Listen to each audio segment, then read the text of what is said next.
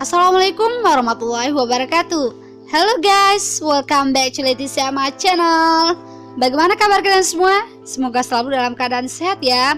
Anyway, in this time I will deliver alur cerita film dengan judul Underwater, yang dimana film ini bercerita tentang kehidupan para pekerja di bawah laut yang mencoba bertahan hidup di tengah serangan monster laut dan kerusakan mesin tempat mereka menetap dan bekerja akibat kebocoran tekanan. By the way, sebelum itu jangan lupa subscribe, like, comment, and share ya. And pantau terus dengan santuy bosku.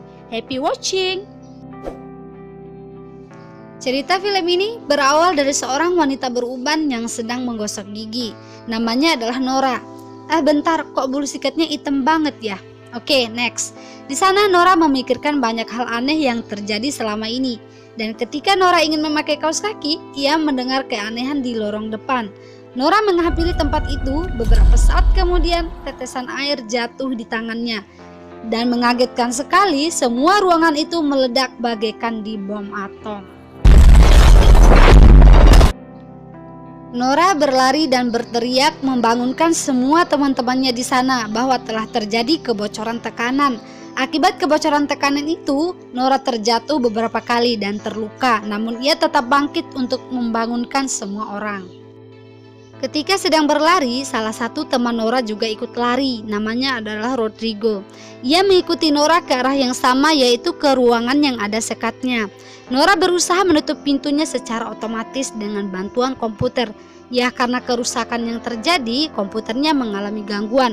Namun, dengan kecerdasannya Nora berhasil memperbaiki dan menutup sekatnya, walaupun secara terpaksa. Karena di depan sekatan dari jarak jauh masih ada pekerja lain yang ingin ikut masuk.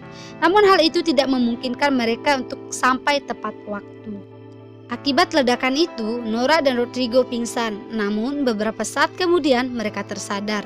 Walaupun mereka berdua mengalami luka yang cukup serius di bagian wajah, kepala, dan kaki.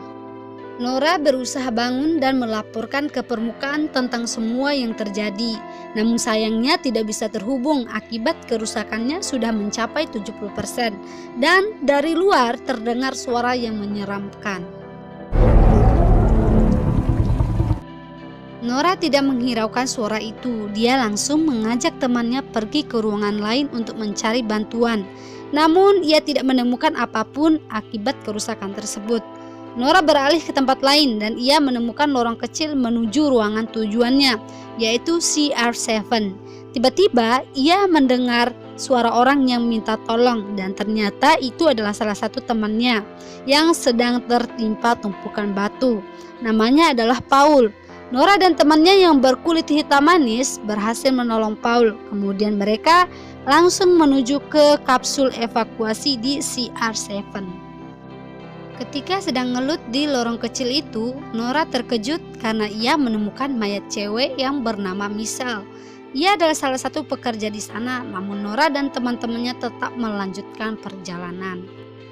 Sesampainya di sana, Nora dan kawan-kawan menemukan kaptennya. Ternyata si kapten tidak bisa keluar karena pintunya macet.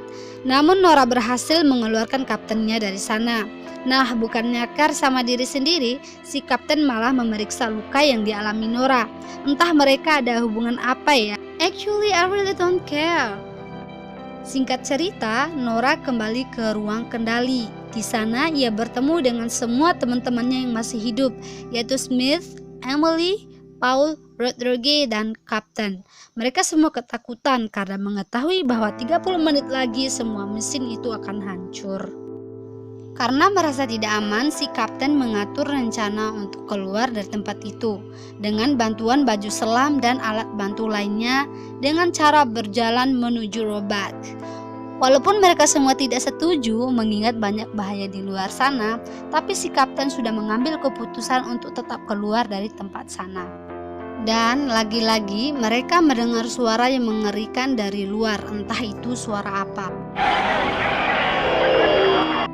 Namun mereka semua pura-pura tidak menghiraukannya dan segera memakai baju selamnya lalu turun ke lift barang menuju dasar laut. Setelah semuanya berada di dalam air, Rodrigo hilang di sana karena ada sesuatu yang menariknya. Selanjutnya, Kapten meminta Paul dan Smith untuk memeriksa ada jasad di luar dasar laut. Dan ternyata di luar sana Paul menemukan makhluk kecil yang aneh sedang memakan bangkai manusia. Ternyata hewan itu tiba-tiba saja menyerang Paul. Ya, karena sikap usilnya, Paul membawanya sampai masuk ke dalam. Kini semua orang sudah berada di dalam satu ruangan dan si Emily yang kurang kerjaan mencoba mengamati hewan itu dan Emily tiba-tiba diserang. Entah kenapa lampunya tiba-tiba saja mati. Si kapten mencoba menenangkan semuanya dan dari luar terdengar suara ada yang menyerang gerbong mereka. Ya, karena penasaran, Paul menyenter kaca dan ternyata ada makhluk aneh yang menyerang hingga mengakibatkan banjir di dalam gerbong. Dan mereka semua segera memakai helm selam untuk menyelamatkan diri dan lari keluar. Lalu mereka semua berpindah ke gerbong lain dan di sana Smith mendapatkan masalah karena tabungan oksigennya rusak. Untunglah dia masih selamat. Singkat cerita, mereka semua melewati terowongan untuk menuju ke tempat tujuan dan ternyata monster laut itu terus memantau Paul. Nah, sekarang giliran Paul untuk menyeberang. Teman-temannya berhasil menarik Paul dengan bantuan tali, walaupun ada sedikit masalah. Beberapa saat kemudian, Paul ditarik oleh monster laut hingga keluar dari baju selamnya dan Paul pun tewas dimakan monster. Setelah kehilangan Paul, mereka sangat sedih, namun tetap melanjutkan perjalanan menuju Roebuck. Di tengah perjalanan, Nora dan kawan-kawan diserang oleh monster laut. Pertama Smith, Emily, lalu Kapten. Ketika Nora berusaha membantu si Kapten, monster itu datang untuk menyerang Nora. Tapi syukurlah Kapten datang tepat waktu, lalu dia menghalau monster itu agar tidak memangsa Nora. Karena perkelahiannya dengan monster, bajunya mulai kritis hingga membuat si Kapten tewas. Akhirnya Nora siuman setelah pingsan di dalam baju selamnya. Lalu dia bergegas menuju Bor Seaport. Di sana dia menemukan baju selam baru dan senjata. Namun Nora tidak menemukan kapsul di sana. Nora kembali melakukan perjalanan menuju Roebuck. Di tengah perjalanan, Nora melihat Emily dan ternyata Emily dan Smith masih hidup. Kemudian mereka melanjutkan perjalanan menuju Roebuck. Sesampainya di sana, Nora dan Emily menemukan ribuan monster laut yang pernah menyerang mereka. Nora meminta Emily untuk mematikan lampunya agar tidak menarik perhatian monster laut. Namun tabung oksigen Emily tiba-tiba saja bunyi. Tentu saja itu membuat monsternya sadar akan kehadiran mereka. Lalu dengan gercep alias gerak cepat, monster menyerang Emily. Namun Nora menghalau monsternya dan akhirnya dia sendiri yang diserang oleh monster. Ketika monster berusaha memangsa Nora dengan cara menelannya bulat-bulat, Nora langsung membelah tubuh monster dengan menggunakan senjata hingga akhirnya tewas dan Nora pun berhasil melepaskan diri. Nora melihat ke atas, dia melihat monster laut yang super jumbo dari yang lainnya. Nora berusaha menembak monster jumbo dengan senjatanya untuk melihat lebih jelas lagi. Karena diganggu, monsternya marah dan menyerang Nora hingga mengakibatkan gerbongnya meledak karena diinjak oleh monster jumbo. Lalu Nora pingsan dan tabungan oksigennya kritis. Untunglah Emily datang tepat waktu dan dia membawa Nora ke dalam sebuah gerbong dan berusaha mengeluarkan helmnya Nora. Karena sudah terjadi gangguan dan tidak bisa dilepas, Emily langsung ambil sikap dengan cara menghancurkan helmnya. Dan di sana juga ada Smith, jadi tinggal mereka bertiga yang masih hidup. Singkat cerita, mereka langsung ke ruang kapsul untuk naik ke permukaan karena sebentar lagi tempat itu akan segera meledak. Namun setelah tiba di sana, Nora melihat hanya 2 kapsul yang masih aktif dan satunya lagi sudah rusak. Nora berbohong kepada Emily dan Smith bahwa semua kapsul aman dan masih bisa dipakai.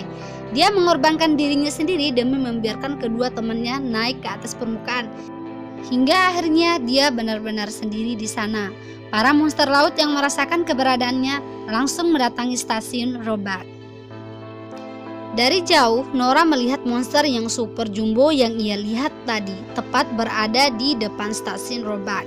Agar tidak ada korban lagi, Nora mengaktifkan tombol peledak pada mesin-mesin di stasiun itu agar semua monsternya musnah, especially monster super jumbo. Dan akhir cerita, Nora meninggal dalam ledakan itu bersama monster-monsternya. Well guys, pesan yang paling dalam dari cerita film ini yaitu sikap saling tolong-menolong antara satu sama lain, mengorbankan diri sendiri demi menolong orang lain, dan film ini menggambarkan yang sebenarnya arti sebuah hubungan, loyalitas, solidaritas, dan persahabatan, dan saling sayang menyayangi antara satu sama lainnya. And the last I say, thank you for watching. Bye-bye.